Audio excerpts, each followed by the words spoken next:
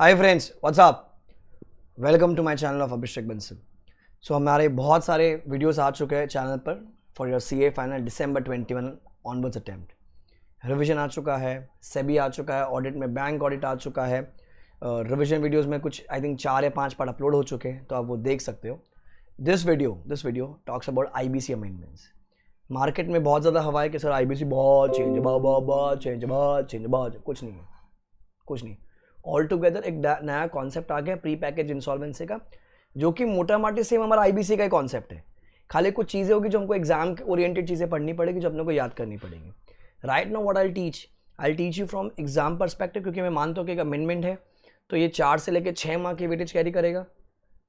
पूरा 100 मार्क का ये नहीं आएगा जो प्री पैकेज आया। तो मार्केट में जो हवा है ना, कह रहे सर बहुत ज़्यादा चेंज है, कोई बहुत ज़्यादा चेंज नहीं है, पहला चीज़। So I am not teaching you from any notes. मैंने RTP निकाल रखे December 21 वाली, आप भी खोल लीजिए December 21 की, पेज नंबर 101 RTP है। This video is common for both old syllabus and new syllabus. This video is from December 21 and onwards attempt वालों के लिए। ईजी सा ही अमेंडमेंट है, टेंशन लेने की जरूरत नहीं है, ईजी सही है। आई थिंक मोटा मोटी 1.5-2 घंटे में हो जाना चाहिए। आई डोंट नो, मतलब 1.5 घंटे में भी हो सकता है, ज़्यादा कोई टेंशन नहीं है। सर क्या आया हुआ है? सो IBC का अमेंडमेंट आया, दैट्स ऑर्डिनेंस पास हुआ, बाद में वो एक्ट बन गया कि क्या हुआ कि MSME micro small medium enterprise वालों के लिए वो लोग ने एक शॉर्टकट रास्ता निकाला। माइक्रो स्मॉल मीडियम एंटरप्राइज वालों के लिए एक शॉर्टकट रास्ता निकाला कि सर एक काम करो, वो लोग है ना क्या करेंगे, उनके पास आके कि सर वो लोग नॉर्मल तो फॉलो कर ही सकते हैं बराबर, बट वो लोग के पास एक ऑप्शन हो गया, वो लोग प्री पैकेज के थ्रू जा सकते हैं, प्री पैकेज इंसॉल्वेंसी के थ्रू। तो वहां पर जो डिफॉल्ट की अमाउंट है वो अलग होगी, वहां का जो प्रोसेस होगा वो अलग होगा। तो बहुत सारी चेंजेस है वहां पर। RP कैसे अपॉइंट करना है, IRP कैसे अपॉइंट करना है, वो सब अलग अलग चेंज में आएगा। तो ये जो बेनिफिट दिया है सबको बेनिफिट नहीं दिया। पहला चीज तो पूरी दुनिया को बेनिफिट नहीं दिया, खाली किसको दिया? MSME को दिया as per MSME act. So देखो, the amendments aimed, I just tell you कि एग्जैक्टली क्या क्या पढ़ना है। The amendments aim to provide an efficient alternative insolvency resolution framework for the corporate persons classified as MSME, that's micro, small and medium enterprise, under the code, for ensuring quicker, cost effective and value maximizing outcome for all the stakeholders in a manner which is least disruptive for the continuity of the MSME's business and which preserve jobs। क्योंकि at the देखो क्या होता है, अपन अपने पढ़े ना main IBC में कि साला अगर रेजोल्यूशन प्लान अप्रूव हो गया तो अच्छी बात है, अगर नहीं हुआ तो साला ठोक दो, लिक्विडेट करो। अब जब लिक्विडेट कर देंगे ठीक है, तो क्या होगा, जितने भी लोग वहाँ काम कर रहे होंगे उनको तो नुकसान पहुंचेगा, ठीक है। FC OC CD तुमने कंप्लेन किया, तुमको पैसा मिल जाएगा, पर वो तो सोचो यार वो लोगों का, जिन लोग इनसे जुड़े हुए हैं, कितने सारे वेंडर्स, डेटर्स, क्रेडिटर्स, वर्कर्स, उनके जीवन के लग जाते। तो उनको रोक, मतलब उस चीज़ को बचाने के लिए MSME का एक सोल्यूशन आ गया, दैट्स प्री पैकेज इंसॉल्वेंसी। ठीक है, तो ये पूरा ज्ञान है, आप इसको रीड कर सकते हैं, कुछ काम करनी है। Read if time permits. बहुत सारे बच्चे वहां मुंह बना लेंगे, सर ऐसा कैसे कह दिया आपने, अमेंडमेंट है ना। नहीं बेटा, ये read if time permits amendment है, पर ये जो पैरा दे रखा है पूरा, ये रीड इफ टाइम परमिट्स है। ये बता रखा है कि क्यों आया है, कैसे आया है, क्या होगा इससे। पेपर केस बेस्ड हो जाएगा हमारा, ध्यान, paper is case based. I am teaching you exactly exam oriented, ठीक है। नो यहाँ वहाँ की बात है, सीधा एग्जाम ओरिएंटेड। अब ये अमेंडमेंट क्या हुआ, क्योंकि प्रेसिडेंट ने दिया था वहाँ पर बराबर, जब प्रेसिडेंट ने दिया ऑर्डिनेंस पास करवाया वहाँ पर, तो सेक्शन नंबर 4, 5, 11, 33, 34, 61, 65, 77, 208, 239, 240 अमेंड हो गए। हमारा आखिरी सेक्शन 59 है, हमारा सेक्शन 59 है। Okay, people appearing for paper number 6D काम का, तुम्हारे लिए भी 6D के लिए भी काम का, ठीक है। Insertion of new section 11A, 67A, 77A and new chapters of 3A। अब बताओ क्या चेंज हुआ है? कुछ चेंज नहीं हुआ है, खाली जहां अपन ने लिखा था ना नॉर्मल इंसॉल्वेंसी, वहां पर एक और वर्ड ऐड करना पड़ेगा, प्री पैकेज इंसॉल्वेंसी। मतलब कोई आंसर चेंज नहीं हुआ है, कॉन्सेप्ट सर बदला नहीं, कुछ नहीं बदला। अरे कुछ नहीं बदला, वही सेम जीवन है, खाली जहां जहां इंसॉल्वेंसी लिखा था वहां प्री पैकेज इंसॉल्वेंसी डाल दिया वहां पर। तो मैं बता दूंगा आपको कहां का उसका रेलेवेंट चेंजेस है। तो सर पहला चीज, अमेंडमेंट ऑफ सेक्शन 4, ठीक है, जो काम की बात अपन वही पढ़ते हैं। So this ordinance may be called as Insolvency and Bankruptcy Code Amendment Ordinance 2021। अब वो एक्ट बन गया, it shall came into force at once, ठक करके सीधा एप्लीकेबल, पूरा का पूरा एप्लीकेबल। क्या हुआ? After the given proviso in section number 4, क्या इंसर्ट करना है? Provided further that the CG may by notification specify such minimum amount of default of higher value, such जीवन में such, which shall not be more than 1 crore rupees for the matters relating to pre-package insolvency resolution process, pre-package insolvency resolution process,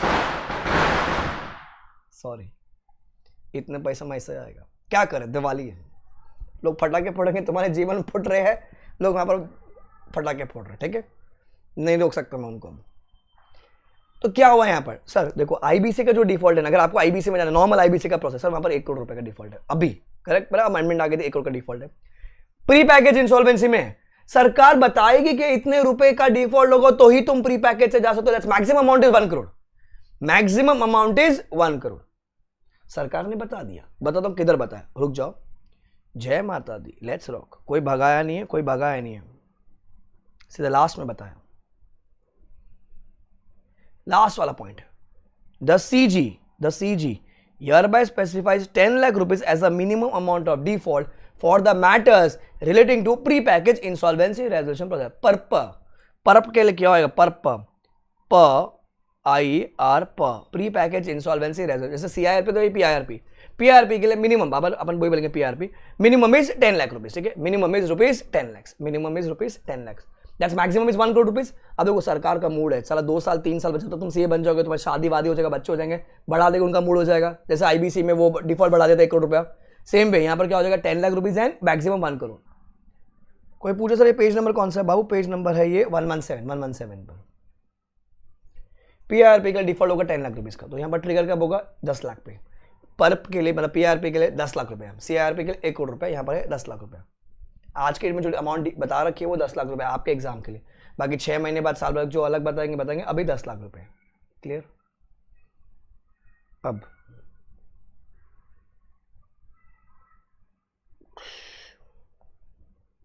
next, अब क्या हो गया, definition में change. अब exam में तो डेफिनेशन आती नहीं, क्या बोला देखो, अभी आफ्टर क्लॉज 2 ऐड करना है, इससे देखो आंसर्स चेंज नहीं हो रहे, बेस रेजोल्यूशन प्लान की डेफिनेशन दी है एज पर ब्ला ब्ला ब्ला ब्ला ब्ला ब्ला। फिर in clause 5 in sub clause 5 after the word CIRP the words के ऐड करना पड़ेगा अपने को pre package insolvency resolution process as a case में भी। डेफिनेशनल चेंज है, इससे आंसर में कोई इंपैक्ट नहीं हो रहा है, कोई फर्क नहीं पड़ेगा, नहीं भी याद करोगे तो उसको। इन क्लॉज 11 जो CIRP after the word CIRP the words क्या ऐड करना है, pre package insolvency resolution process. In clause 15 after the word process period the words और by the CD during the pre package insolvency process period. तो जहां जब अपन बोलते हैं ना अपना नॉर्मल इंसॉल्वेंसी रेजोल्यूशन प्रोसेस, मतलब सीआईआरपी जो बोलते हैं, उसके आगे क्या ऐड करना है अपने को, प्री पैकेज। फिर फॉर द पर्पस ऑफ के बाजू में क्या जाएगा वहां पर, चैप्टर 6। फिर नया कुछ आया, प्रीलिमिनरी इन्फॉर्मेशन मेमोरेंडम ऐड किया गया, pre package insolvency commencement date, थोड़ा सा काम हो जाएगा। It means the date of admission, means the date of admission of an application for initiating PIRP by the adjudicating authority. तो जो अपन जैसे सीआईआरपी में बोलते हैं, जिसे उसने एक्सेप्ट किया, आने एडमिट किया, तो उस दिन से अपना इंसॉल्वेंसी कमेंसमेंट डेट हो जाता है। तो अभी ये pre package insolvency commencement date क्या होगा, means the date of admission of the application by the वही सेम है, सीआईआरपी में वही होती है, प्री पैकेज में भी सेम होगी ना। Pre package insolvency resolution process cost में क्या क्या आएगा, तो ये थोड़ा सा डिस्क्रिप्टिव में आ सकता है। तो 23B कुछ काम का, मैं जस्ट टिकिंग जो काम की चीज़ है।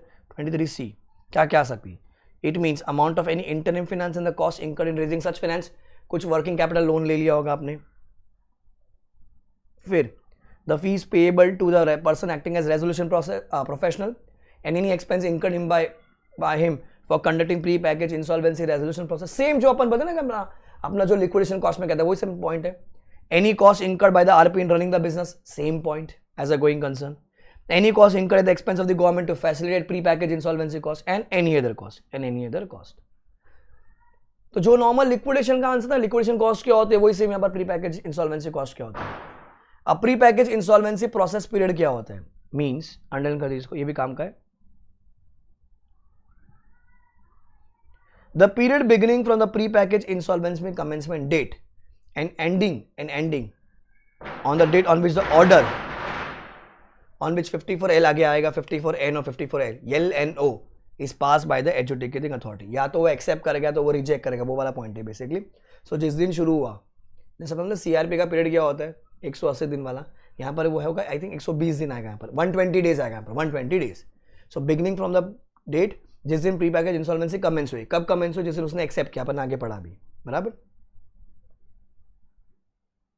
कब कमेंस हुई, जिस दिन उसने एक्सेप्ट किया, एडमिट किया, तो उस दिन से लेके जिस दिन तक ऑर्डर पास होता है। सेम लॉजिक जो अपन नॉर्मल आईबीसी में पढ़ते हैं, मतलब जो नॉर्मल आईबीसी पे उसी का छोटा सा बच्चा आ गया प्री पैकेज, ठीक है।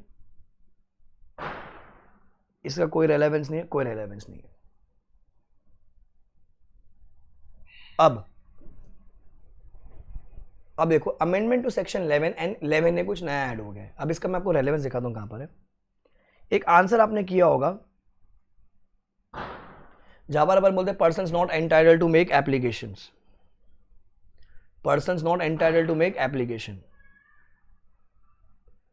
अपन एक ऐसा आंसर याद किया ना, चल रहा है, अभी अभी हुआ है, 12 महीने नहीं बीते हैं, याद है, ठीक है, अभी अभी हुआ है, चल रहा है, या फिर लिक्विडेशन का ऑर्डर पास हो गया था, ऐसे कोई आंसर किया आप लोग ने, तो देखो उसी में ऐड हुआ है। क्या चेंज हुआ है, जो रेड में दिख रहा है ऐड हुआ है, a corporate debtor undergoing CIRP और pre package insolvency resolution process, और नया ऐड हुआ FC और an OC of a CD undergoing pre package insolvency process, ये ऐड हो गया।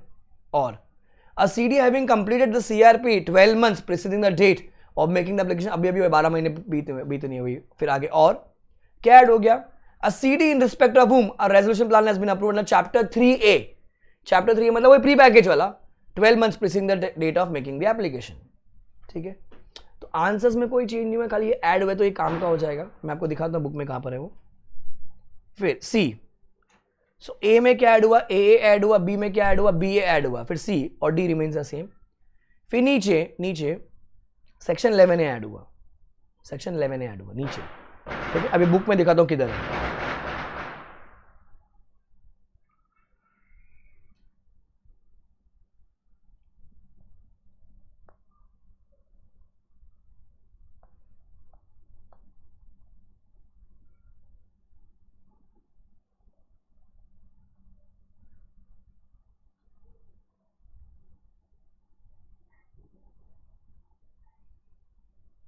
पेज नंबर 263 पे अगर आपने कहा, अगर लॉ के फास्ट ट्रैक बुक आपको पता है यहाँ पर ये देखो, ये ना persons not entitled to make application situation when the application can not be made. तो ये ABCD था, A के बाद A ऐड हुआ, B के बाद BA ऐड हुआ, CD remains the same, plus अभी क्या हुआ वहाँ पर एक 11A सेक्शन ऐड हो गया, 11A सेक्शन। किसी के पास अगर मेन बुक है उसमें बताया तो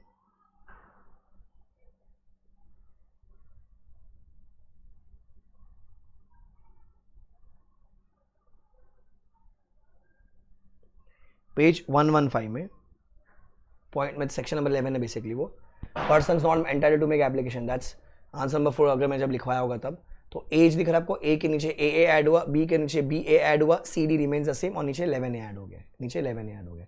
यहाँ पर एक चेंज आया है, प्री पैकेज इंसॉल्वेंसी। तो ये मेरा एक काम का अमेंडमेंट हो गया। तो मैं मार्किंग कर देता हूँ कि कितना कितना हमारे लिए काम का है। तो पहले डेफिनेशन मैंने मार्क कर दिया, अब this becomes my first point जो मेरे को याद करना होगा, जिससे आंसर्स में मेरे को फर्क पड़ रहा है। तो मेरा ये पॉइंट हो गया, आपको समझ में आ गया कहां पर है। फिर उसके नीचे 11 ऐड हुआ, तो दिस बिकम माय नंबर 2। क्या कहता है देखो अभी, but an application is filed under 54C, मतलब ये प्री पैकेज वाला इज पेंडिंग। 54C 54 सेक्शन पूरा प्री पैकेज पर है, तो 54C एक प्रोसेस है जहां से अपन एप्लीकेशन करेंगे पूरा। अगर आपने किया है वो पेंडिंग है, the A shall pass application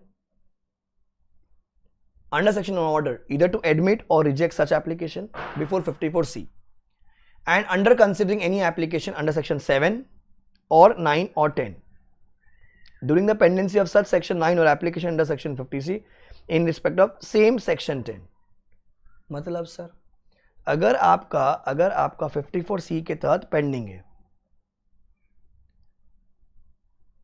अगर आपका 54C के तहत अपने एप्लीकेशन करके वो पेंडिंग है, तो आ क्या कर सकता है, AA may pass an order either to admit it और reject the such application before considering any application filed under section 7, 9, 10 during the pendency of such application the 54C in respect of the same corporate data.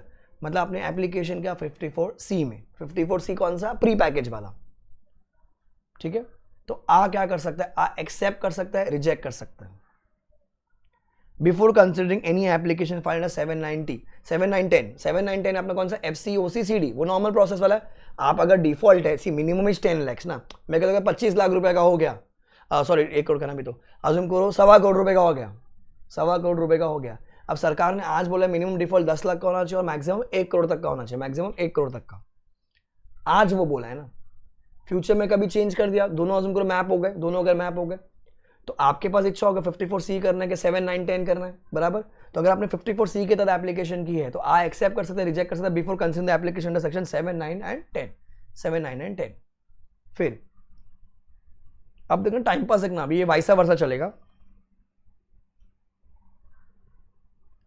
When an application is filed under 54C within 14 days of filing of any application under section 7, 9, 10, आपने 7, 9, 10 में file किया और within 14 days में आपने 54C में कर दिया application which is pending. तो 7, 9, 10 में कर रखा था आपने और उसके विदिन 14 डेज के अंदर आपने 54C में भी अप्लाई कर दिया। Now in respect of the same corporator सब कुछ गया भाड़ में।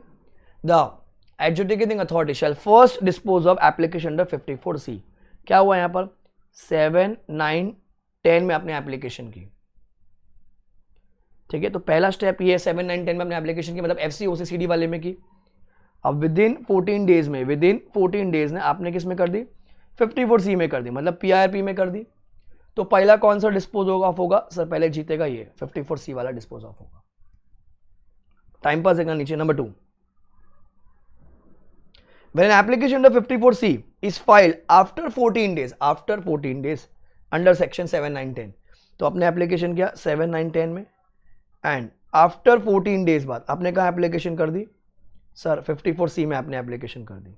तो कौन जीतेगा, अब कौन जीतेगा आफ्टर 14 डेज, तो पहले कौन जीतेगा अभी 7, 9, 10। So the shall first dispose of the application under 7, 9, 10। Time pass देख लो, अगर विद इन 14 डेज होगा तो पहले कौन सा आएगा 54C को डिस्पोज ऑफ किया जाएगा।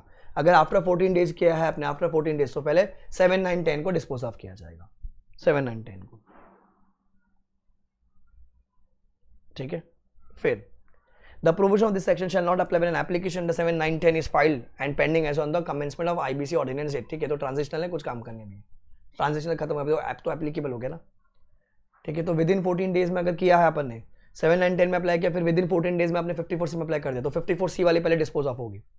तुमने 7, 9, 10 में किया एंड आफ्टर 14 डेज में आपने 54C में कर दिया है, तो फिर पहले 7, 9, 10 को डिस्पोज ऑफ किया जाएगा। तो this becomes the second answer, जो एग्जाम के लिए काम की बात है, second answer. Third, RTP read कर लीजिए एक बार। तो जहां से लिक्विडेटर यूज होता है, जैसे जहां पर लिक्विडेशन का प्रोसेस होगा, तो जहां वहां लिखा ना अंडर सेक्शन 31, तो उसके आगे क्या ऐड हो जाएगा 54L वो लिक्विडेटर की बात करेगा आगे। फिर जहां जहां अपने वो चैप्टर 2 लिखा था वहां पर लिक्विडेटर वाला, तो वहां पर pre package insolvency resolution process add कर दिया जाएगा। तो आंसर्स में मेरे कोई फर्क नहीं पड़ रहा। तो अभी तक 2 आंसर्स है जो वहां पर फर्क पड़ा, एक तो सेक्शन 11 वाला और 11A वाला। 11 में A ऐड हो गया, B में BA ऐड हो गया, बराबर, और फिर 11A नीचे ऐड हो जाए, तो 2 आंसर्स हो गए जो आपके चेंज है। अब third answer important,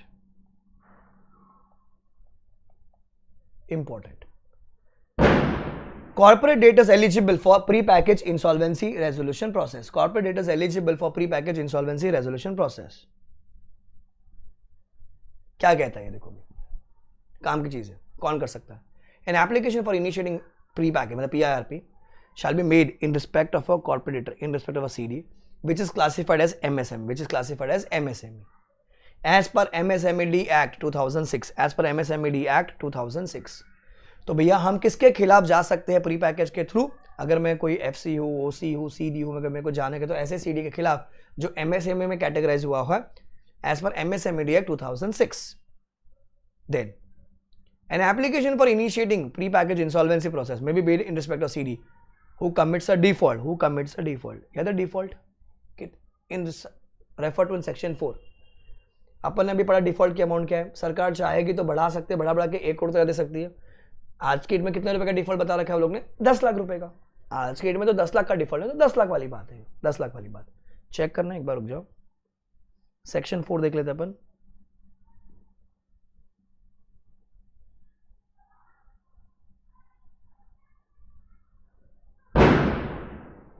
Provided further that the CG may by notification shall specify the minimum amount of default of higher value which shall not be more than 1 crore rupees relating to PIRP of CD under chapter 3। अब वो बता दिए notification के 10 लाख रुपए वाली बात, बराबर। तो ये कहाँ लिखा है सर, ये सेक्शन 4 में लिखा है। कहाँ लिखा है, सेक्शन 4 में।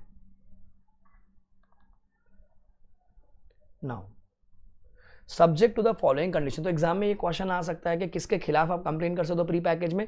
सर एमएसएमई जो registered under MSME act 2006 and subject to the following condition. क्या? Who has not undergone PIRP or completed CIRP during the period of 3 years preceding the initiation date। पिछले 3 सालों में उसका ना तो PIRP हुआ है ना तो CIRP हुआ है, 3 साल important. Is not undergoing CIRP, अगर CIRP के थ्रू चल रहे तो वो प्री पैकेज के थ्रू नहीं चल सकता। No order liquidating is pass, liquidation का ऑर्डर होगा तो प्री पैकेज में कैसे जाओगे आप? ठीक है। फिर it is eligible to submit a resolution plan under 29A, जो तो अपना मेन सेक्शन है वहां पर। अच्छा, the FC of the CD क्या है? The FC of the CD, the FC of the CD, the FC of the CD मतलब जिसने पैसा दिया है। Not being related parties representing such number and manner as may be specified, अभी तक prescribe नहीं किया गया। Having propose the name of insolvency professional to be appointed as resolution professional for conducting PIRP and the FC of the CD not being related party representing minimum 66% in value of financial debt due to such creditors have approved such proposal in such form as may be specified। अरे भैया वही same point है। FC ने क्या किया है? एक नाम दिया है कि भैया हमारी तरफ से कौन नेता बन के आएगा प्री पैकेज करने के लिए। अच्छा, उन लोगों ने प्लान को अप्रूव करवा दिया है कि हम लोग को एप्लीकेशन करनी। कितने लोगों ने? 66% लोगों ने हाँ बोला है। सेम पॉइंट जो अपन CRP में पढ़ते हैं वही सेम चीज है। Where a CD does not have FC not being related parties, the proposal and approval under this clause shall be made by such persons as may be specified। अगर related parties हो गई, ठीक है, या फिर अगर FC नहीं है उसके पास तो कौन अप्रूवल करेगा? पता अपन पढ़ते थे 18 OC by value 1 rep of workman 1 rep of employ, वो उतने FC में आके बैठेगा। तो अभी तक वो बताया नहीं क्योंकि नया प्रोविजन है, 6 महीने में बता देंगे वो लोग। फिर F, the majority of directors company के लिए और the partners of CD, partners कब होगा बेटा? LLP के केस में have made a declaration stating that the CD shall file an application for initiating pre-package within a definite period not exceeding 90 days। The pre-package insolvency process is not initiated to defraud any person, and the name of the insolvency proportional proposed and approved to be appointed as under clause E, जो ऊपर पढ़ा अपन ने। तो FC वाला नाम बता देंगे कौन है, तो उन्होंने एक डिक्लेरेशन दिया। फिर the members of CD have passed a special resolution or at least 3/4 of the total number of partners, अगर LLP है तो as the case may be, have passed a resolution for filing application for pre-package। So देख रहे हो तुम लोग, बार बार वही time pass है जो अपन पीछे नॉर्मल में IBC में पढ़ते हैं वो यूज कर रहे हो लोग। फिर the CD shall obtain approval from FC not being its RP representing minimum 66% in value of financial debt due to such creditors for filing the application for initiating PIRP। तो FC इनिशिएट कर सकता है, CD खुद initiate कर सकता है, तो members कर सकते हैं SR के थ्रू। ठीक है, डिक्लेरेशन जाएगा मेजॉरिटी ऑफ डायरेक्टर्स और पार्टनर्स ऑफ CD का कि भैया हम लोग रेडी है इनिशिएट करने के लिए with in a period of 90 days and हम लोग कोई चीटिंग वीटिंग नहीं करे किसी के साथ, हम लोग नाम भी दे देंगे। एट दिन अप्रूवल किसका लगेगा? FC का पर अप्रूवल लगेगा 66% का। फिर prior to seeking approval from FC the corporator shall provide such FC with declaration, जो ऊपर अभी अपन ने पढ़ा, SR की कॉपी और एक बेस रेजोल्यूशन प्लान, जो अपन ने डेफिनेशन में देखा था बेस रेजोल्यूशन प्लान क्या होता है, ये सब चीजें जाएगी। And such other information as may be specified, such other information as may be specified. तो बच्चे लोगों क्या हो सकता है? ये थर्ड आंसर हो सकता है। कंडीशन बता दीजिए कि कौन कौन कर सकता है एप्लीकेशन, किसके खिलाफ एप्लीकेशन कर सकते हैं। तो ऐसा कॉर्पोरेट डेटा जो MSME में रजिस्टर हुआ है एज पर MSME एक्ट, उसके खिलाफ कर सकते हैं, प्रोवाइड वहां पर जो डिफॉल्ट है 10 लाख रुपए का होना चाहिए और subject to the following condition. क्या? ना तो PIRP ना तो CRP लास्ट 3 ईयर्स में हुआ है, ना वो CRP चल रहा है उसका, ना वो लिक्विडेशन का ऑर्डर पास हो गया है। He is eligible to submit a resolution plan 29A। जो FC है वो लोग बोल रहे हैं कि ठीक है हम लोग एक RP को अपॉइंट कर देंगे एंड 66% ने अप्रूवल दे दिया है हम प्लान प्रपोजल प्री पैकेज के लिए। या फिर जो मेजॉरिटी ऑफ डायरेक्टर्स है पार्टनर्स है वो खुद कर रहे हैं, वो लोग ने अप्रूवल दे दिया नीचे SR के थ्रू या फिर 3/4 ऑफ द पार्टनर्स एंड 90 दिन में लोग एप्लीकेशन कर देंगे। एट दिन अप्रूवल कौन देगा? पहले FC देगा, FC देगा वहाँ पर कितने परसेंट वाला? 66% के थ्रू अप्रूवल जाएगा। अच्छा, अप्रूवल लेते टाइम क्या जाएगा? 4 चीज़ें जाएगा, डिक्लेरेशन जाएगा, SR की copy, base resolution plan and others as may be prescribe. तो this answer is a logical question जिसपे केस बन सकता है। That's answer number 3 for you.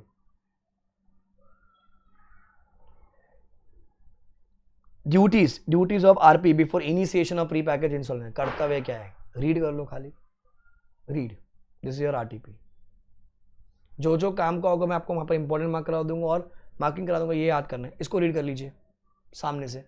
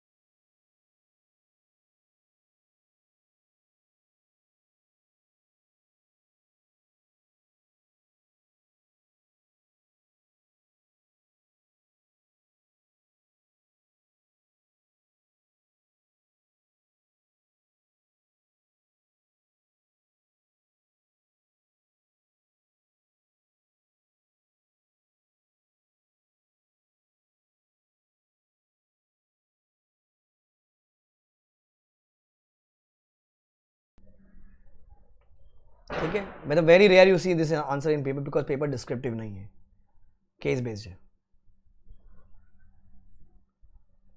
Fourth answer important, sorry, application to initiate pre package insolvency resolution process. ठीक है, application देखो, whereas CD meets the requirements of 54A जो अपन आगे पढ़कर है, a corporate applicant may file an application with the A for initiating PIRP in such form containing such fees and such manner as may be prescribed.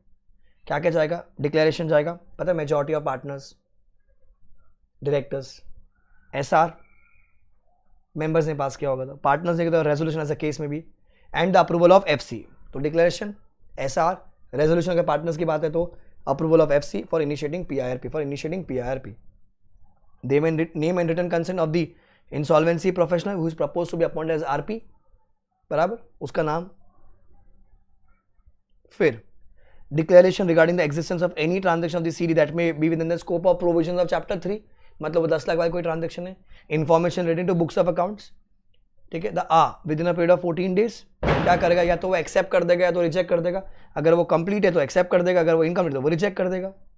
Before rejection उसको मौका देगा rectify करने के लिए 7 दिन के अंदर. Same point, the PIRP shall commence from the date of admission of the application. तो जो आप FCOCCD अगर आप मुझसे ही पढ़कर आपको पता होगा अपन FCOCCD का आंसर बनते हैं कि एप्लीकेशन कंप्लीट है तो एक्सेप्ट करके रिजेक्ट, अगर इनकम्प्लीट तो रिजेक्ट कर देगा. अच्छा, रिजेक्शन के बाद आपको 7 दिन का मौका देगा कंप्लीट करने के लिए, बराबर. एंड PIRP विल इनिशिएट जिस दिन एप्लीकेशन एडमिट हुई. सेम पॉइंट है जो अपन FCOCCD में पढ़ते हैं, खाली यहाँ पर PIRP बोलने का है. तो this becomes your fourth answer. This is literally logical कि भैया अगर क्वेश्चन में आ गया कोई MSME वाला है, 10 लाख रुपए का डिफॉल्ट कर रखा है, वो क्या कर सकता है, कैसे एप्लीकेशन करेगा, तो आपको ये लिखने का है. This is answer number 4, important. तो एलिजिबिलिटी आंसर नंबर 3 है, answer number 4 is your application process. Basically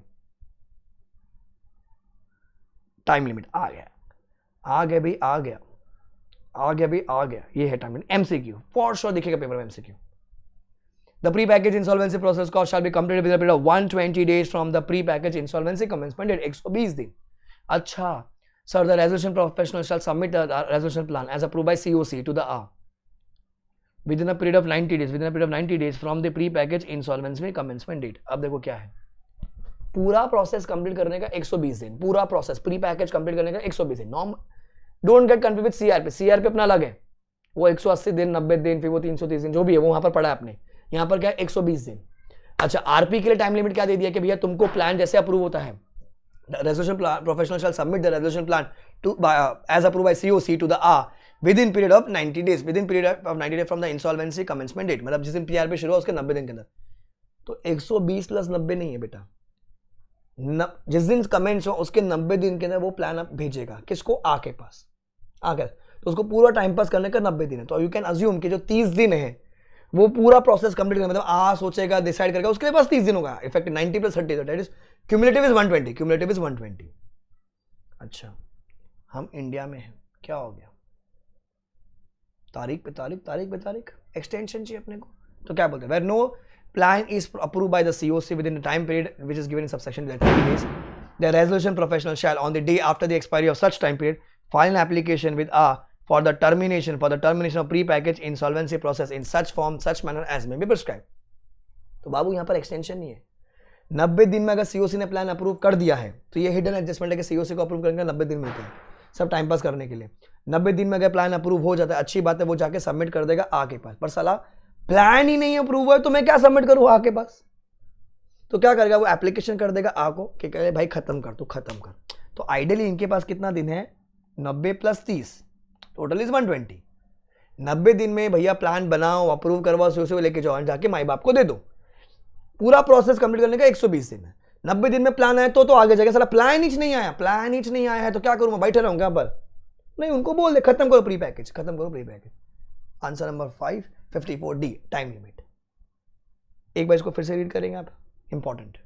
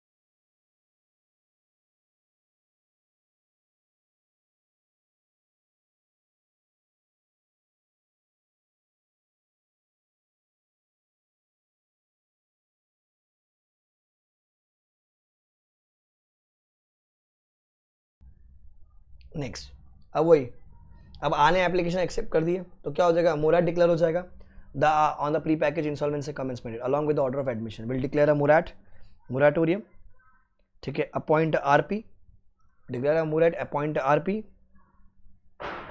as named in the application if no disciplinary proceeding is pending against him. अच्छा, या फिर based on the recommendation made by the board, मतलब IB है, if any disciplinary proceeding is pending against the insolvency named in the application. अगर जिसका नाम दिया है उसके खिलाफ कोई भी डिसिप्लिनरी प्रोसीडिंग पेंडिंग नहीं तो उसको अपॉइंट कर देंगे। अगर भैया उसके खिलाफ कोई डिसिप्लिनरी प्रोसीडिंग पेंडिंग है तो वो जाएंगे किसके पास, IBBI के पास, IBBI नया नाम दे देगा, बराबर, उसको अपॉइंट कर देंगे। And cause a public announcement of the initiation of pre package in such form man, अभी डेज नहीं दिए कि कितने दिन में, अपन वहाँ पर नॉर्मल 3 दिन में बोलते, यहाँ पर डेज बेस नहीं दिया वहाँ पर। The order of morat, logically the order of morat shall have the effect from the date of such order till the date on which pre-packaged insolvency process का period comes to an end। अक्कल लगाओ, PRP कब खत्म होगा, 120 दिन में ना, शुरू का पता जिसने एक्सेप्ट किया तो उस दिन के लिए पता है वो दुनिया थम जाती है 120 दिन, तो यहाँ पर वो 120 दिन चलेगा प्री पैकेज में 120 दिन चलेगा। तो देखो डेज बेस दिया नहीं तो आई थिंक पूछेगा नहीं इंस्टीट्यूट, और याद रखना कि आने एक्सेप्ट किया तो क्या कर देगा, डिक्लेयर कर देगा मोराट एंड विल अपॉइंट एक रेजोल्यूशन प्रोफेशनल जो नाम दिया गया है। अगर कोई डिसिप्लिनरी प्रोसीडिंग पेंडिंग नहीं है तो, अगर पेंडिंग है तो वो नया जो नाम बोर्ड देगा उसको अपॉइंट कर लिया जाएगा, पब्लिक अनाउंसमेंट दे देगा in such form such manner as may prescribe. And कब तक रहेगा मोराटोरियम, 120 दिन बेसिकली, जिस दिन PRP कमेंट आई मीन खत्म होता है, मैक्सिमम इज 120, उससे पहले अगर ऑर्डर पास हो गया तो बात अलग है। Duties of resolution professional RTP, you can read बहुत ही 4-5 पॉइंट पढ़ लो, अगर एग्जाम में कभी आ गए तो, अगर भूल जाओगे ना तो नॉर्मल जो रेजोल्यूशन प्रोफेशनल का ड्यूटी ना वही सेम लिख देना, अरे वही करेगा, मैनेज करेगा, best interest of stake holders में करेगा, इन्फॉर्मेशन मेमोरेंडम बनाएगा, COC बनाएगा, मीटिंग कराएगा, वो सब वही टाइम पास है पूरा। रीड कर लो क्योंकि पहली बार पढ़ रहे तो पढ़ना ही चाहिए, रीड।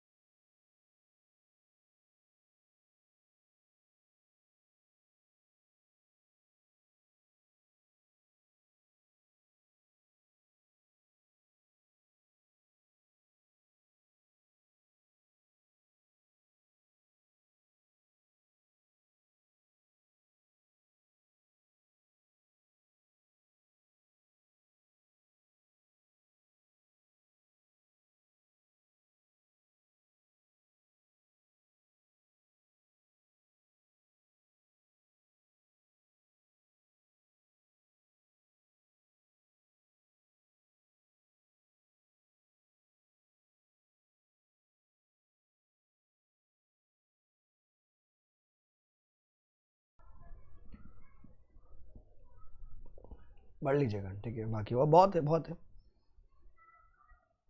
बाकी तो सच अभी तक कुछ प्रिस्क्राइब किया नहीं, क्योंकि नया है तो ये सब नहीं पढ़ना चाहिए आपको, मतलब ऐसा कुछ आएगा नहीं एग्जाम में, ठीक है। तो अब तक 5th आंसर पे पहुंचे अपन, लिस्ट ऑफ क्लेम्स। अब क्या करेगा वो, the CD shall within 2 days of the PIRP commencement date shall submit to the RP the following information. The CD within 2 days of the PIRP shall submit to the RP, shall submit to the RP the following information: a list of claims along with the details of respective creditors, उनका कितना security interest है and the guarantees if any, and a preliminary information memorandum containing the information, जिससे क्या बनेगा, resolution plan बनता है। अपन यही कहते हैं ना कि information memorandum is not a plan, it is a way to the plan. तो the CD shall within 2 days of PIRP क्या बना के देगा उनको, एक फॉलोइंग इन्फॉर्मेशन देगा: list of claims, respective creditors, उनका security interest guarantees, and the preliminary information memorandum, जिससे क्या होगा, प्लान बनाया जाएगा। Now where any person has sustained any damage और loss as a result of the omission of any material information of any misleading information in the list of claims, then every person who is a promoter, director या partner of the CD, the LLP, who at the time of submission of the information memorandum or has authorized the submission of list of claims shall be liable to pay compensation to every person who has sustained such loss or damage. अब वो उसको link कर देता कि बोलता है कि जब अपन ने लिस्ट बना के दी होगी, आपने किसी इंसान का नाम इंक्लूड नहीं किया, जानबूझ के किसी डायरेक्टर ने, प्रमोटर ने या पार्टनर ऑफ CD ने, बराबर, अगर LLP का केस है तो बॉस जिसको भी नुकसान पहुंचा उसको आप भरपाई करके दोगे, जिसको भी नुकसान पहुंचा भरपाई करके दोगे। फिर no person shall be liable if he proves that, जो भी ओमिशन हुआ है, जो रह गया, जो नुकसान पहुंचा, उसको विदाउट हिज नॉलेज या फिर कंसेंट, उसका कंसेंट था ही नहीं, उसने साइन करवा दिया किसी ने, तो उसकी लाइबिलिटी नहीं आएगी। फिर any person who has sustain loss और damage as a consequence of the omission of material information in the list of claims or on the preliminary information memorandum shall be entitled to move to a court having jurisdiction for seeking compensation। तो आप court पे जा सकते हो, ठीक है। तो list of claims and preliminary information memorandum, तो this becomes your 6th answer. 6th 2 days MCQ हो सकता है, 120 दिन याद रखना, 90 दिन याद रखना, 90 दिन में वो रेजोल्यूशन प्लान आपके पास जाना चाहिए from the PIRP commencement date. Total 120 दिन का पीरियड है। नाउ मैनेजमेंट ऑफ अफेयर्स क्या होएगा अभी, तो जो बोर्ड के पास था वो किसके पास चला जाएगा सर, सारा अभी चला जाएगा रेजोल्यूशन प्रोफेशनल के पास। Now during the pre package insolvency process period क्या होगा, the management of affairs of the CD shall continue to vest in the board of directors और the partners as the case may be of the CD subject to such conditions as may be specified. अब the condition ही दी, अब अपन क्या बोलते हैं generally, वो क्या होगा, सब कुछ थम जाएगा, नॉर्मल यही बोला जाता है अपन, सब कुछ थम जाएगा, सारा चीजें चला जाएगा किसके पास, अपने हीरो के पास, नॉर्मल में। यहाँ पर क्या होएगा सर, यहाँ पर वो बोर्ड के पास ही रहेगा, अगर LLP है तो पार्टनर्स के पास ही रहेगा, subject to such conditions. Condition क्या अभी तक वो बताया नहीं है, तो ये सब एग्जाम में नहीं आ सकता बेटा। सर द बोर्ड और the partners as a case may be of the CD shall make every endeavour to protect and preserve the value of the property. See MSME तो बहुत छोटी छोटी कंपनीज है ना, उनके लिए बेनिफिट है, फिर the promoters, members, partners, personnel as a case may be of the CD shall be liable for discharging their contractual or statutory rights and obligation in relation to the CD as per the provision of this chapter। तो basically आपको सारा books, information, explanation देना पड़ेगा। As such कोई answers बन नहीं रहा इस पे, तो खाली इसमें क्या फर्क दिखा कि अच्छा वो सर शिफ्ट नहीं होएगा, कौन, वो बोर्ड के पास ही रह जाएगा। हाँ, सब्जेक्ट टू सच कंडीशंस कैसे होएगा वो बताया जाएगा, वो आई थिंक अगले टाइम तक आ जाना चाहिए, अभी तक तो आया नहीं है। आई this becomes your 7th answer।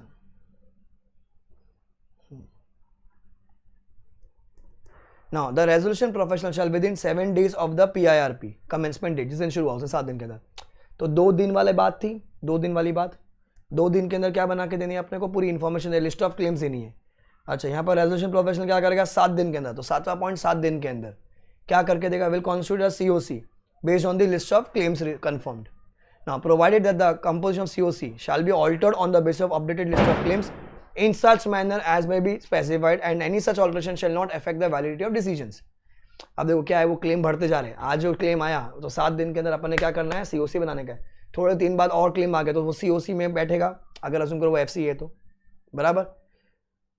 तो वो बोलता है कि जो COC पुरानी में 4 लोग थे, नई वाली में 6 लोग हो गए, तो जो पुराने डिसीजन है वो वैलिड रहेंगे। वो अपन NCLT वाले में पढ़ते हैं कि अगर एनसीएलटी डिफेक्टिव है या कुछ अगर वैकेंसी होती है तो it will not affect the decisions, मतलब हर ट्राइब्यूनल में होता है सेम चीज, वो सीओसी में होगा, डिसीजंस को अफेक्ट नहीं किया जाएगा। The first meeting of the COC shall be held with in 7 days of its constitution. Sir जैसे प्री पैकेज शुरू हुआ उसके 7 दिन के अंदर आप क्या बना दोगे, सीओसी बना दोगे। जैसे सीओसी बन गया उसके 7 दिन के अंदर वो लोग क्या कर देंगे, अपनी फर्स्ट मीटिंग कर लेंगे। Sir provision of section 21 shall mutatis apply in relation to committee of COC under this chapter. Basically वही 1/3 और 33% शैल कोरेट, मतलब कोरम की बात है, टाइम की बात है, वो सब सेम चलेगा, वहाँ पर पूरा सेम चलेगा। तो खाली यहाँ पर क्या है, 7 दिन में आपको सीओसी बनाने का है। जैसे सीओसी बन गया उसके 7 दिन के अंदर आपको मीटिंग कंडक्ट करनी है। 7वां answer. Then vesting, this becomes your 8th answer.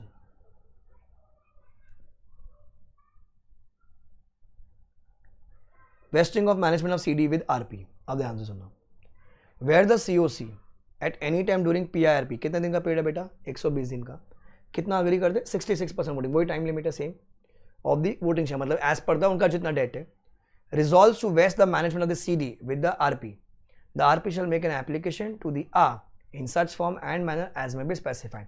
Generally अपन ने क्या बोला कि वो बोर्ड के पास ही रह जाएगा, बट अगर सीओसी को लगता है, कितने सीओसी को लगता है, 66% सीओसी को लगता है। किसको लगता है बेटा, 66% सीओसी को लगता है कि भैया नहीं, बोर्ड के मत छोड़ो, आरपी को दो, तो आरपी के पास जाएगा। बट आरपी क्या करेगा, इसके लिए एप्लीकेशन करेगा, किसके पास, आ के पास जाएगा कि अरे पागल लोग कह रहे हैं कि मैं मैनेज करूं, तो हाँ करना मुझे हाँ बोलना, तो हाँ बोल देगा। एप्लीकेशन करते time, if I is of the opinion that during the PIRP process the affairs are conducted in a fraudulent manner, या फिर यहाँ पर ग्रॉस मिसमैनेजमेंट ऑफ अफेयर्स हुआ है, ठीक है, ये notwithstanding anything to the contrary in this chapter the provision of section 14, ये ठीक है, अगर ये याद होता तो नहीं तो ठीक छोड़ सकते हो आप। Shall apply mutatis to the procedure under this chapter from the date of the order until the pre package insolvency process comes to an end. मतलब क्या हो जाएगा सर, हमारा आरपी मैनेज करेगा। If I is of the opinion that the affairs are manage in fraudulent manner या फिर there is a gross management, तो आ क्या करेगा, आ ऑर्डर पास करवा देगा एंड अपना आरपी मैनेज करेगा। तो डायरेक्टली आरपी मैनेज नहीं कर सकता है, किसको लगना चाहिए, सीओसी को लगना चाहिए। कितने सीओसी को, 66% वालों को। फिर क्या हो जाएगा, वो जो रेजोल्यूशन प्रोफेशनल वो जाएगा भाग के आ के पास, फिर आ को लगना चाहिए कि फ्रॉडलेंट मैनर में हुआ या फिर ग्रॉस मैनेजमेंट में, तो वो अप्रूवल दे देगा। तो 8th आंसर। वोटिंग है 66, हर जगह पर वोटिंग 66%। नाउ अब plan approve and plan reject. Plan approve and plan reject, तो ये वाले जो सेक्शन है KL, वो जो काम के उसमें वो प्लान रिजेक्ट हो जाएगा तो लिक्विडेशन का पास हो जाएगा, वही सारी चीजें आ जाएगी। तो जो अपन ने नॉर्मल कॉन्सेप्ट पढ़ रखा है IBC का बेटा, वही काम आएगा। अभी तक 8 आंसर बने हमारे। देखो अभी, the corporate debtor shall submit the resolution plan, कौन सा वाला बेटा, base resolution plan to the RP within 2 days of the pre package insolvency commencement date and the RP shall present it to the COC. तो the corporate debtor क्या कर देंगे, base resolution plan दे देंगे, किसको, RP को, within 2 days of pre package insolvency commencement date, and RP क्या कर देगा, किसको दे देगा, जाके सीओसी को दे देगा। फिर सीओसी क्या करेगा, द सीओसी टाइम पास, देखना पूरा टाइम पास। तो कॉर्पोरेट डेटर ने किसको दिया, आरपी को दिया, आरपी ने किसको दिया, सीओसी को दिया। सीओसी क्या करेगा, may provide the corporate debtor an opportunity to revise the base resolution plan as the case में, उसको रिवाइज करेंगे तो उसको मौका दिया जाएगा। नीचे दे रखा कंडीशन क्यों, the resolution plans and the base resolution plans submitted under this section shall confirm to the requirement of section 30। पता है वो कि उसमें लिक्विडेशन कॉस्ट कवर हो जानी चाहिए, किसी के लिए हानिकारक नहीं होना चाहिए, वो एक कंडीशन है सेक्शन 30 वाली, उनको भी एप्लीकेबल है। The COC may approve the base resolution plan for submission to the AA if it does not impair any claims और by the CD to the OC, अगर किसी का भी नुकसान नहीं पहुंच रहा तो उसको अप्रूवल दे देगा बेस रेजोल्यूशन प्लान को। Now where the COC does not approve the base resolution plan or the base resolution plan impairs any claims to the of the OC, तो क्या हो जाएगा, the resolution professional shall invite prospective resolution applicants, कोई और FC OC CD हो, to submit a resolution plan or plans to compete with the base resolution plan in such manner as may be specified। अभी तक बताया नहीं कैसे किया जाएगा, पर खाली थियरी दी हुई है कि जो बेस रेजोल्यूशन प्लान है अगर वो रिजेक्ट हो जाता है या अगर उसमें कोई तकलीफ है जिससे OC को तकलीफ हो रही है, तो रेजोल्यूशन प्रोफेशनल किसको बोलेगा, जो भी एलिजिबल FC/OC है, लाओ तुम लाओ अपना नया प्लान लाओ to compete with the base resolution plan. फिर the resolution applicant submitting the resolution plan pursuant to the invitation जो ऊपर दिया, who fulfil such criteria as may be specified having regard to the complexity of the business, वो अपना अपना plan देते रहेंगे। फिर द रेजोल्यूशन प्रोफेशनल क्या करेगा, एप्लीकेंट्स को सारी डिटेल्स देगा, क्या क्या बेसिस फॉर द प्लान्स क्या क्या है वहाँ पर, रेलेवेंट इन्फॉर्मेशन वो उनको डिटेल्स दे देगा। फिर the resolution professional shall present to the COC for its evaluation, COC क्या करेगी, shall evaluate the plan presented by the RP. Time pass देख रहे हो, रेजोल्यूशन प्रोफेशनल सीओसी को देगा प्लान अप्रूवल करने के लिए, सीओसी प्लान अप्रूवल करेगा जो किसने दिया, रेजोल्यूशन प्रोफेशनल ने दिया। 8 and 9 उसी का इन्वर्जन चल रहा है। फिर if the COC decides the plan is selected, ठीक है, is better than the resolution plan, such resolution plan may be selected for the approval. अगर उनको लगता है बेस प्लान से ये वाला प्लान अच्छा है तो उसको सिलेक्ट कर देंगे। When the resolution plan under 9 is not considered for approval or does not fulfill the requirements, it shall compete with the base resolution plan in such manner and one of them shall be selected for the approval। अभी तक वो condition क्या है approval की, कैसे किया जाएगा वो बताया नहीं है। फिर जो भी प्लान अप्रूव होता है या तो वो बेस वाला होगा, रेजोल्यूशन प्लान जो भी अप्रूव होगा वो किसके पास जाएगा, आ के पास जाएगा। किसके पास, आ के पास, क्योंकि फाइनल अप्रूवल तो आ देगा अपना। The approval of resolution plan as a case may be by the COC shall be by minimum 66% of the voting shares after considering the feasibility viability. तो वो उसी को लिंक कर रहा है कि जब वो सीओसी अप्रूवल देगी 66% देगा, जैसे उनका अप्रूवल हो गया वो आगे जाएगा किसके पास, आ के पास। Sir while considering the feasibility and viability whether the resolution plan submitted by CD provides for impairment of any claims owed by the CD, the COC may require the promoters of the CD to dilute their shareholding or voting or controlling rights in the corporate debtor। अगर किसी को उसी का नुकसान पहुंच रहा है तो प्रमोटर काम को तो अपना शेयर होल्डिंग थोड़ा डाइल्यूट कर देगा। कौन बोलेगा ऐसा, सीओसी उनको बोल देगा कि प्रमोटर तुम अपना थोड़ा सा होल्डिंग डाइल्यूट कर दो। तो ये सब अभी एग्जाम में इस टाइम में तो आना थोड़ा सा डिफिकल्ट है बच्चों, क्योंकि सारा चीज एज में भी प्रिस्क्राइब्ड है। Provide by the resolution plan does not provide for such dilution, the COC prior to the approval of such plan may record the reason for its approval. अगर normally plan approve हो गया तो approval का reason दे दीजिए, अगर वो बोलते हैं डाइल्यूट करना पड़ेगा तो डाइल्यूट कर दीजिए, क्यों डाइल्यूट किया उसका रीजन भी दे दीजिए। The resolution professional shall submit the resolution plan as approved by COC to the A। तो 15 पॉइंट में कुछ नहीं बेटा, खाली पूरी स्टोरी का ये पहला पॉइंट थोड़ा सा इंपॉर्टेंट है। This becomes your 9th answer. पूरा स्टोरी है। कॉर्पोरेट डेटर आरपी को देगा अपना एक बेस प्लान, वो जाएगा लेके सीओसी के पास। सीओसी क्या करेगा, उस प्लान को देखेगा, बोलते हैं नहीं मेरे को मजा नहीं है तो नया प्लान दो। तो हमारा जो रेजोल्यूशन प्रोफेशनल है क्या करेगा, वो इनवाइट करेगा नया प्लान के लिए, किससे, रेजोल्यूशन एप्लीकेंट से। फिर रेजोल्यूशन एप्लीकेंट्स को इन्फॉर्मेशन देनी पड़ेगी कि कंपनी में क्या है, कितना एसेट है, क्या है, वो सब बता देगा उसको। फिर जैसे नया प्लान आ जाएगा वो जाएगा सीओसी के पास लेके, जो अगर कंडीशन मीट करे सेक्शन 30 वाली, सीओसी के पास जैसे वो प्लान आ गया उसको इवैल्यूएट करेगा। इवैल्यूएट करते वो 66% का अप्रूवल दे देगा वहाँ पर, ठीक है, 66% का अप्रूवल दे देगा। अगर बोलते हैं नहीं मेरे को मजा नहीं आया वहाँ पर, तो वो बेस रेजोल्यूशन प्लान से कंप्लीट किया जाएगा। फिर वो कैसे सिलेक्ट किया जाएगा वो अभी तक अपने को प्रोसेस नहीं बताया है। बेस को और नॉर्मल रेजोल्यूशन प्लान को कैसे सिलेक्ट करना है वो अभी तक बताया नहीं है वो लोग ने। अच्छा, जैसे वो आ के पास जाएगा तो कितना अप्रूवल चाहिए बेटा, 66% अप्रूवल चाहिए। बट अगर सीओसी को लगता है कि वहाँ पर क्या हो रहा है कि भैया जो क्रेडिटर्स है उनका नुकसान पहुँच रहा है क्रेडिटर्स का, तो क्या कर सकता है वो, प्रमोटर्स को बोलेगा अपनी होल्डिंग तुम डाइल्यूट कर दो। डाइल्यूशन की बात अगर नहीं है, सीधा प्लान अप्रूवल कर दे तो वो जाएगा आ के पास। अब आ क्या करेगा, 10th answer.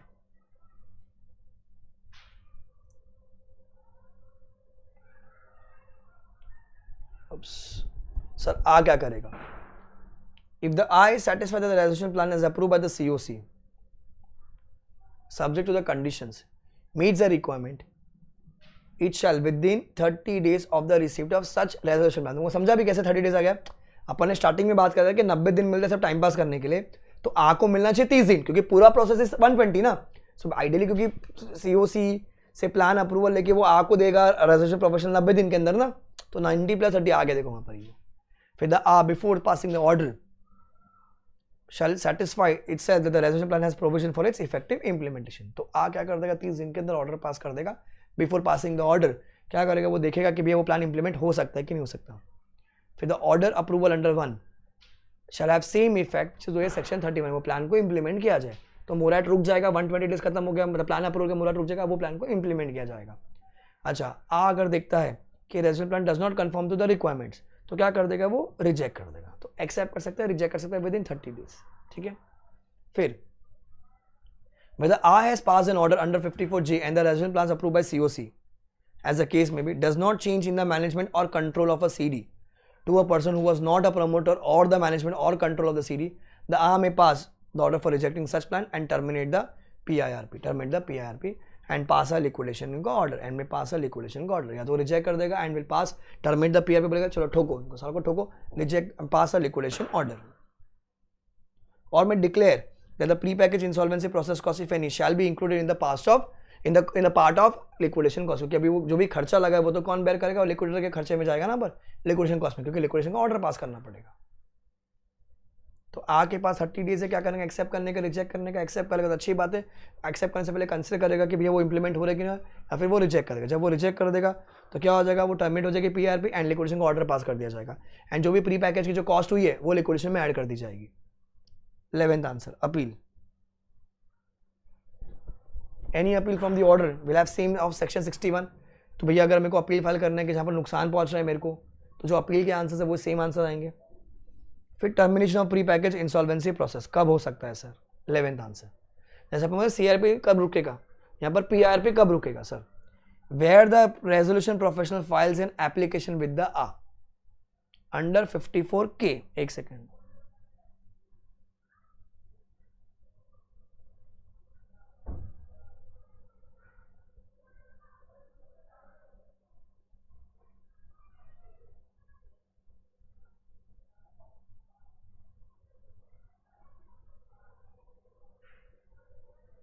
the resolution professional shall submit the resolution plan as approved by the COC to adjudicating authority. ये 12 ये ना. The resolution plan selected for the approval as a case may be approved by the COC. मतलब COC के पास चला गया तो PIRP रुक जाएगा. और जब COC के पास अप्रूवल हो जाता है, वो जाके NCLT के पास जाएगा, आगे पास, तो मेरा PIRP रुक गया ना, क्योंकि आगे प्लान चला चुका है, तो मेरा PIRP रुक गया. Where the plan resolution plan selected for approval is not approved by COC, the resolution professional shall file an application for pre-package insolvency resolution process in such form in such manner as may be specified. Plan approve हो गया तो भी रुक जाएगा. अच्छा, मैं बोलता हूँ प्लान से उसने अप्रूवल ही नहीं दिया वहाँ पर, तो उसके पास क्या कर सकता है, वो जाके PIRP रुकवा सकता है. PIRP रुकवा सकता है. That's number 1. Number 2, under subsection 3 of 54D, the A within 30 days of the order may terminate the PIRP and provide the manner of continuation of proceedings initiated for avoidance of transaction. वो कर सकते हैं वो लोग. फिर where the resolution profession at any time after pre-package insolvency commencement date but before the approval of plan intimates the A of the decision of COC approved by the vote of 66% of the majority that to terminate the PIRP, the A will pass the order. तो क्या हुआ, अगर COC ने decide कर लिया 66% वालों ने कि हमको उसको बंद करने का, हमको PIRP नहीं करने का, तो A क्या कर देगा, A ऑर्डर पास कर देगा to terminate PIRP. Where the A pass an order, the CD shall bear the pre-package insolvency process cost. फिर where the A has passed an order कि भैया PIRP रुक गया है and the pre-package insolvency process required to be terminated, the A shall pass an order for liquidation and declare that the pre-package insolvency की जो cost है वो liquidation में add कर दी जाएगी. तो बेटा ऊपर से देखो 3 पॉइंट है जहाँ से वो बंद करवा सकते हैं. पहला, अगर COC ने ही प्लान अप्रूवल नहीं दिया तो भैया हमारा जो हीरो है रेजोल्यूशन प्रोफेशनल वो जाके बंद करवा सकता है, या फिर A ने विदिन 30 डेज बोला कि मैं रिजेक्ट कर रहा हूँ तो वो बंद करवा देगा, या फिर COC ने eight any time during PIRP बोला कि हमको बंद करवाने के, तो A ऑर्डर पास कर देगा. आज जब ऑर्डर पास कर दो जो भी प्री पैकेज की कॉस्ट है कौन बेयर करेगा, CD बेयर करेगा. अगर A ने अगर बोला है कि भैया नहीं मैं टर्मिनेट कर रहा हूँ प्री पैकेज को, तो क्या होगा, जो भी लिक्विडेशन कॉस्ट है कहाँ चली जाएगी, वो प्री पैकेज की जो कॉस्ट है वो लिक्विडेशन में ऐड हो जाएगी एंड लिक्विडेशन शुरू. 11th. 12th, initiation of CIRP. अब क्या हो जाए, PIRP जैसे खत्म हो गया, अब कॉर्पोरेट इंसॉल्वेंसी रेजोल्यूशन प्रोसेस शुरू. तो the COC at any time after pre package insolvency process commencement date but before the approval of resolution plan, अगर वो अप्रूव करते कितना बाय 66% ऑफ द वोटिंग, बोलते नहीं हम लोग को PIRP नहीं करने का, वो CIRP जाने का, मतलब जो मेरा नॉर्मल प्रोसेस है मैं उससे जाने का चाहता हूँ, जा सकते, कोई दिक्कत नहीं. If such CD is eligible for CIRP under chapter 2, तो अगर आप एलिजिबल तो आप कर सकते हो, वहां पर बिंदास कर सकते हो. Where the resolution professional intimates about the decision of COC कि भैया हमको क्या करने का है, हमको PIRP नहीं करेंगे, हमको CIRP से जाने का है, जो बड़ा वाला प्रोसेस हमको उससे जाने का है, जाओ कोई दिक्कत नहीं है. तो A क्या कर देगा, A ये ऑर्डर पास कर देगा, terminate the pre package insolvency process and initiate CIRP. Appoint a resolution professional as interim resolution professional, क्योंकि वो अभी अपना CIRP वाला शुरू हो जाएगा. डिक्लेयर जो कॉस्ट हुई है कहाँ चली जाएगी वो बेटा, वो सीआरपी के कॉस्ट में ऐड कर दी जाएगी। तो टाइम पास देख लो, अभी वो बोलते नहीं हमको प्री पैकेज नहीं करना, सीआरपी करने का, तो वो सीआरपी में चला जाएगा फिर वो। ठीक है, नीचे का पढ़ा आप रीड कर लीजिए भाई, रीड।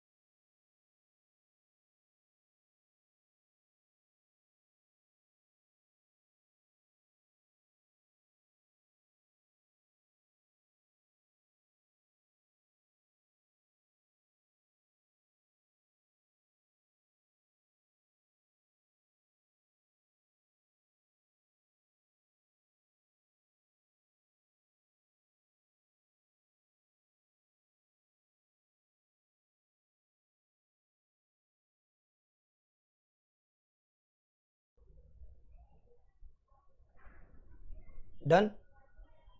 फिर application of provision of chapter 2, 3, 4, 6 to this chapter, ये अपने को एग्जाम के लिए नहीं पढ़ना है, नहीं पढ़ना है।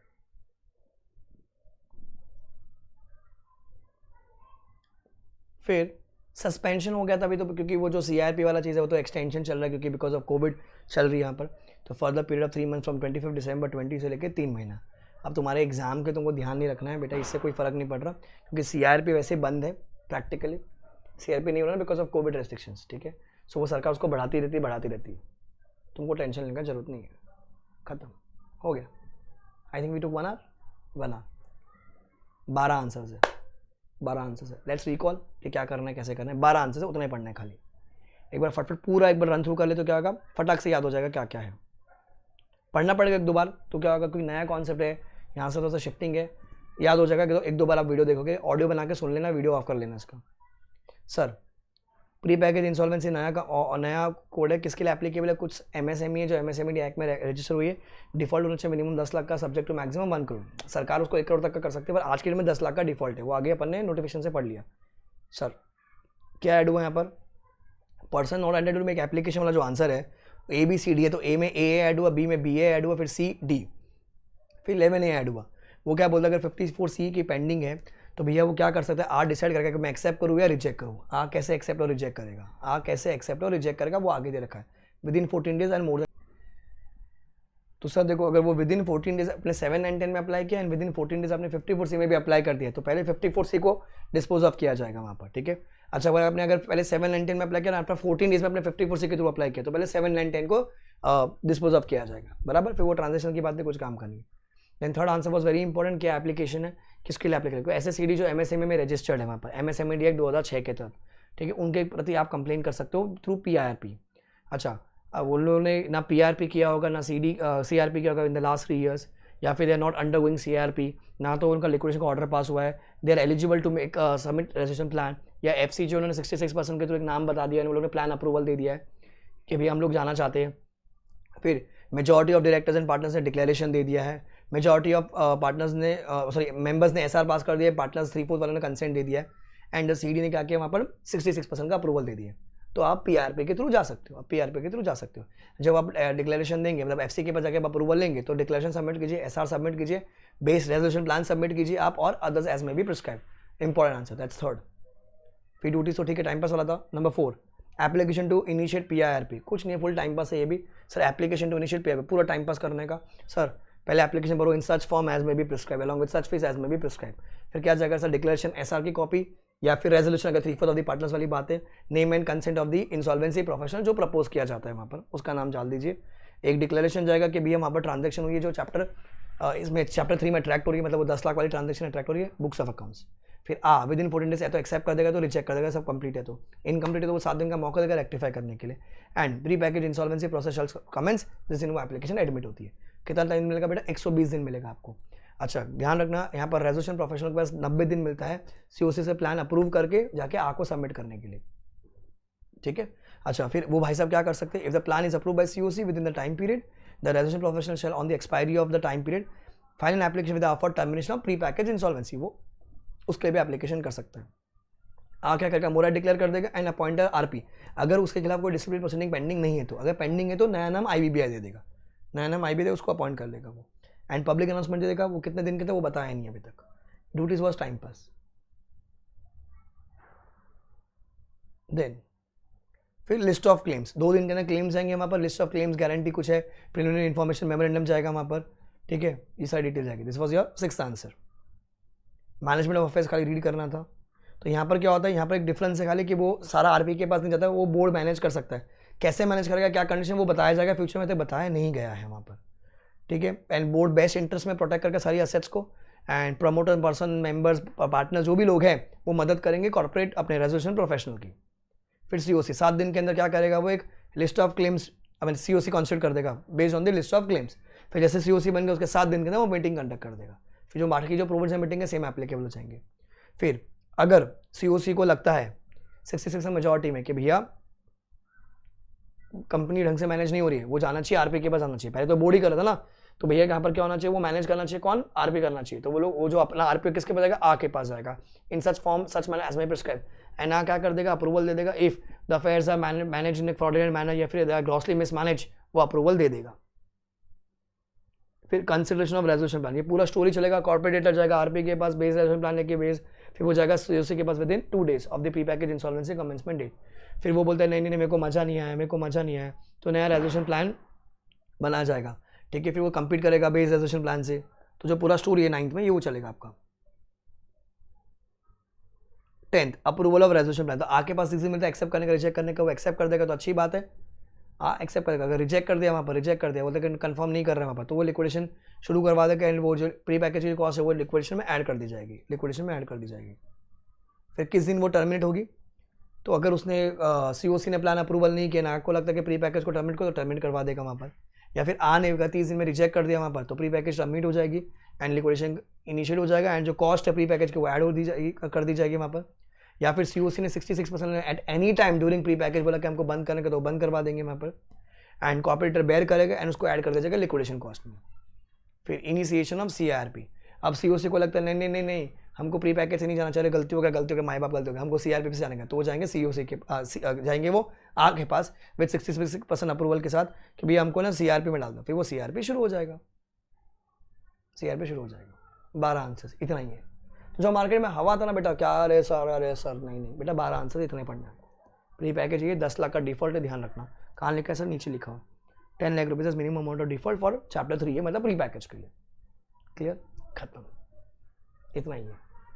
आग लगा दो, फैला देना। Do like the video, comment and share with your friends. इतना ही पढ़ना है बेटा, मैंने कोई नोट से नहीं पढ़ा है, मैंने सीधा यहाँ से पढ़ा, बिकॉज कोई भी पॉइंट छूट ना जाए, क्योंकि नया है ये चीज़। एंड आगे May 22 नवंबर 20 में कुछ अगर और नोटिफिकेशन आते वो आपको बता दीजिएगा। अभी December 20 में तो इतना ही है। सो आइडियली ये तो एप्लीकेबल होगा May 22 वालों को प्लस November 22 वालों को। इनके अगर कुछ एक्स्ट्रा आता है वो आपको बता दिया जाएगा। With this all your amendments are over. So पहला वाला जो अमेंडमेंट था ऑलरेडी डाल दिया था, ये प्री पैकेज का मैंने यहाँ पर डाल दिया। Clear? Bye guys, take care, enjoy. And इतना ही अमेंडमेंट्स है बस। Bye. Do like the video, comment share and अब की बार आखिरी बार, अब की बार दिसंबर पर। Bye bye.